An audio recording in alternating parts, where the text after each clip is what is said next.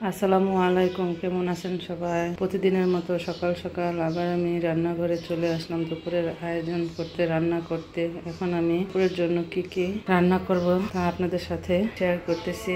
এটা হলো পালং শাক দিয়ে চিংড়ি মাছটা রান্না করব, আর এটা খল্লা মাছ বলে আমরা, আপনারা কি বলেন আমি জানি না, তবে আমাদের বিক্রমপুরের মানুষের খল্লা মাছই বলে। এই মাছটা আমি পেঁয়াজ দিয়ে ভুনা করব, এই দিয়ে আমি রান্না করব।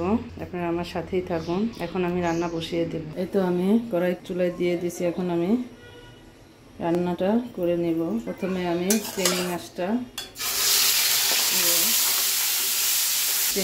আর পেঁয়াজ একসাথে ভেজে নেব। মাছ আর পেঁয়াজ কিছুক্ষণ ভেজে নিয়েছি। এখন সব ধরনের মশলা দিয়ে দেবো। এখানে আমি আদা বাটা, হলুদের গুঁড়া, জিরার গুঁড়া, মরিচের গুঁড়া, ধনিয়ার গুঁড়া, লবণ একসাথে দিয়ে দিলাম। এটা দিয়ে মাছটা আমি ভালো করে কষিয়ে নেব।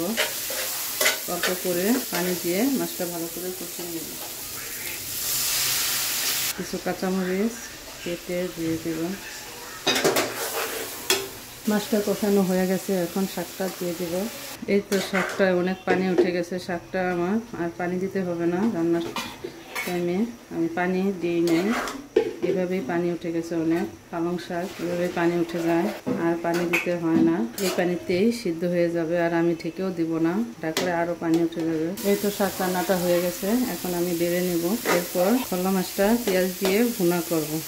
মাছটা ভালো করে ধুয়ে নিয়েছি। এখন লবণ পরিমাণ মতো আর হলুদের গুঁড়া মিশিয়ে দেব, ভাজবো। এখন আমি দিয়ে দেবো। তেল আমার গরম হয়ে গেছে, এখন মাছটা ভেজে নেব। মাছ ভাজা হয়ে গেছে, এখন আমি উঠিয়ে নেব। বেশি কড়া করে ভাজবো না, রান্না করবো যেহেতু, এই জন্য হালকাই ভাজা দিয়েছি। মাছ ভাজা শেষ, এখন পেঁয়াজ দিয়ে দেব। করবো ধন্যবাদ। পেঁয়াজ, আদা রসুনটা আমি পেঁয়াজের সাথে হালকা করে ভেজে নেব। সব মশলা দিয়ে দেব। পানি দিয়ে মশলাটা ভালো করে কষিয়ে নেব।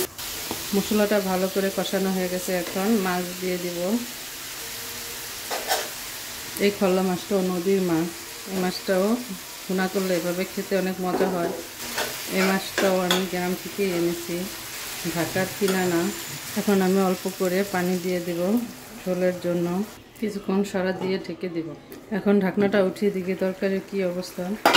তরকারিটা হয়ে আসছে, এখন আমি ধনেপাতা দিয়ে দেব। ভুনা তরকারিতে ধনেপাতাটা দিলে মজা হয়। টমেটো দিলেও আর ভালো হতো, আমার ঘরে টমেটো নাই, এই জন্য আর দিলাম না। আমি হালকা করে একটু নেড়ে দিব। এই তো আমার মাছ ভুনাটা হয়ে গেছে। এখানেই বিদায় নিচ্ছি। ভালো থাকবেন সবাই। আল্লাহ হাফেজ।